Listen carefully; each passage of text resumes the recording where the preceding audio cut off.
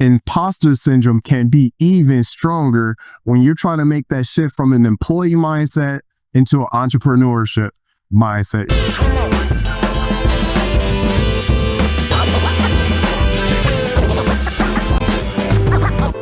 Thank you for tuning in. Make sure you like, subscribe. But today, let's boil down imposter syndrome. All right, so when we hear that word, and we've heard it multiple times, we heard it on LinkedIn, we heard it on Instagram, we heard it on TikTok, we heard it on YouTube, we heard it on all types of podcasts by now, right? And all it is when it comes down to it is low confidence.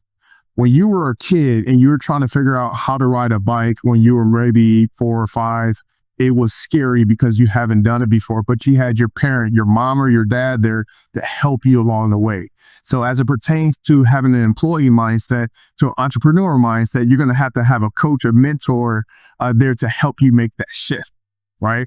So you can do it while still working your 9 to 5, but you're going to have to put in work, just like you put in work when you were falling and you're trying to figure out how to ride that bike when you had your training wheels off and then it was taken off and then, oh, can I do it? Oh, you kept falling, scraping your knees, busting your elbows, bleeding. You can do this too, right? It doesn't sound sexy. It doesn't sound cool. It doesn't sound enticing, but you can do it. You can do it with consistency. You can do it with reps, right? So when we make that shift, right, from the employee mindset to the entrepreneur mindset, we got to think back, right? Okay, what system did I go through? Okay, I went through the educational system. This is my God to know's truth. This is my reality. And maybe some of you guys feel this way too.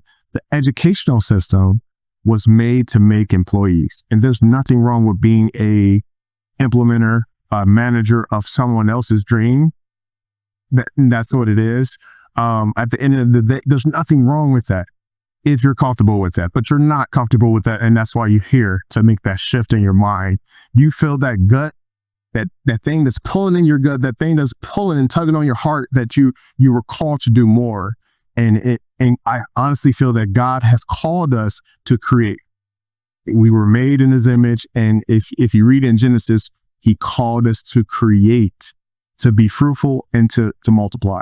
All right, so back to making that shift. So it's going to be scary. All right, it's going to be amplified. Things are going to go wrong when you're trying to put that time in, right? Outside of your 9 to 5, that, 8 to 10 to 12 hours that you're possibly working because you're in a leadership role and you have to take, 5 to 10 meetings a day and you have to put out these fires. Well, you're going to have time. You're going to have to time block some time to work on the business.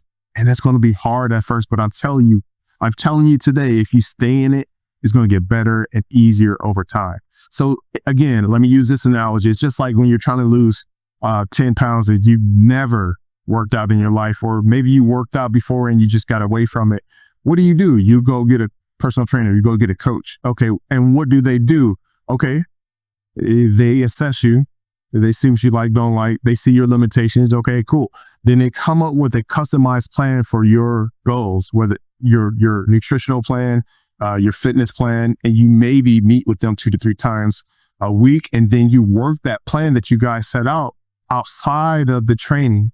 And then you check in with that individual each week. And then you surround yourself around other people like-minded that are trying to achieve the things you're trying to lose as far as your fitness journey. You're trying to lose that weight. Okay, cool. And then you achieve success if you stick to the plan. You don't achieve success if you veer off. Right? If you quit, you don't achieve that success that you're looking for. So you have to stick to the plan, and it's going to be tough. It's going to be temptations. It's going to be that, that strawberry ice cream in the fridge, and but there's if you stick to the plan and you avoid those traps, you're going to find success. So if you stick to the mindset of having the entrepreneur mindset, you're going to have success. Again, I'll give you another example. Just think about the company or the organization that you work for. At one point, it was just a thought. That thought became something tangible and manifested into a service or a product. That individual, the founding members of that thought, worked it. Then they put a system around it. And then that system has success, and they kept amplifying and scaling, and then they started hiring people, and then they continued to refine the process, make profits, invest back into the business until it becomes a place to where you're employed at, making 6+ plus figures a year. managing their assets, managing their systems. So you can do it for yourself too. You just have to make a shift in your mindset.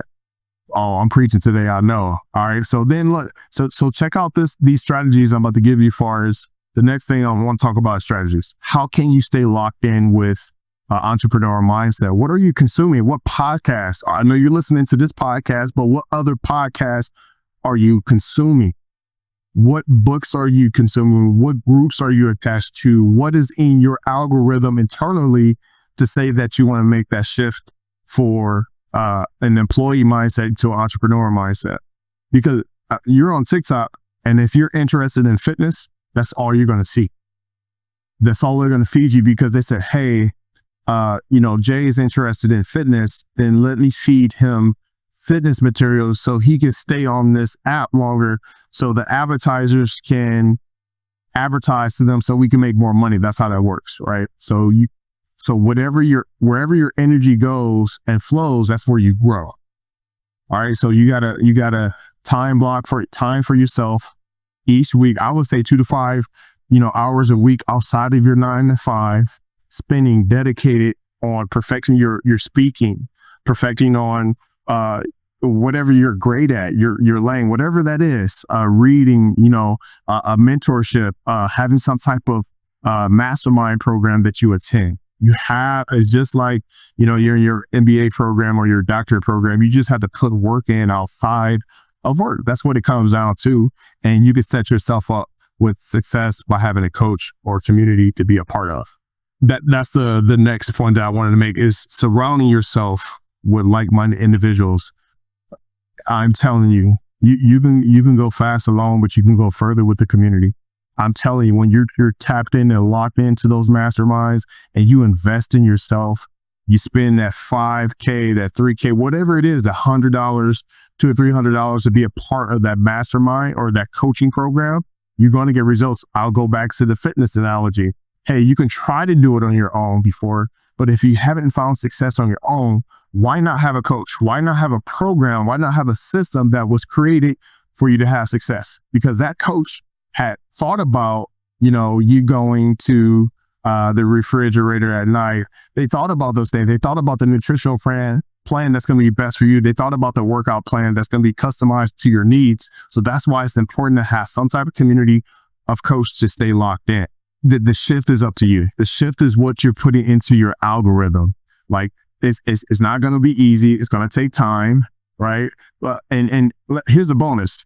If you're a visual person like me, that needs that reference, that visual component so I'm like locked in, create you a vision board. Create you a vision board to, mapping out your business that you want, map out how much you want to make, whatever is going to take you to supplement your income and maybe take over your full-time income with your business, but just map it out.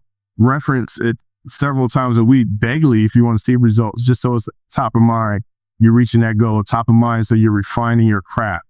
So that's how you're going to make that shift from an imposter, low confidence into an entrepreneur business mindset, when you surround yourself around the coaching, the community, the program, and you're sticking to the script. And you're not going to be perfect, right? You're not going to be perfect. That's what it's all about. It's control, failure wins. That's practice. That's how you're going to boost your confidence. That's how you're going to overcome it. You can do it. Your employer did it, so you can do it too. Make sure you like, subscribe, and if you want to work with me, let me know. There will be a link in the description to where we can tap in and see if we're a good fit to work together on this journey. Until next time, peace. Come on.